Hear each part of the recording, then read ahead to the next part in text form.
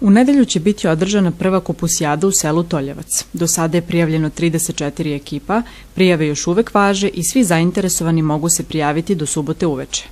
Kiseli smo 150 kg kupusa, nadamo se da će da ima za sve 34 ekipe da se to podeli, pošto ljudi ne može da kisele po 2 glavice da donesu za kotliće, za ćupove i tako, za zemljane lonce, i mi smo se potrudili da im to obezbedimo, resto je njihovo. Sa mešanim mesom, kako ko želi, može da stavi, to će bude u zemljane lonce, bit će i u kotliće, u kazane. Ima glavni kazan koji se kuva kupus, što mora domaćin da deli, ili ne može da bude kupusijada bez kupusa.